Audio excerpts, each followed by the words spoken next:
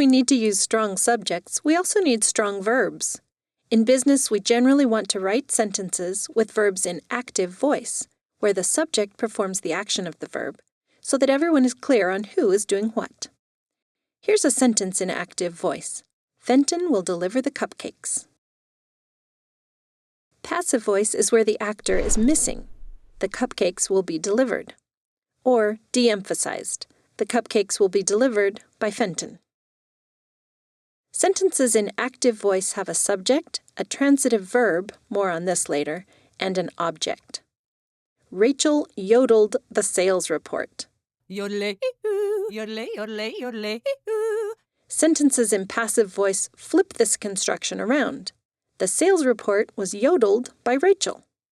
They can also leave off the actor. The sales report was yodeled.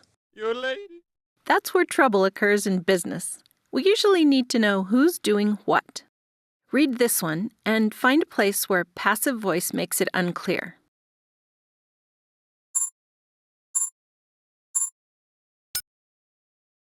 Can you see the problem? Who's going to show up with the report on Friday? Probably neither one. The passive construction in the second sentence leaves things unclear and lets everyone off the hook.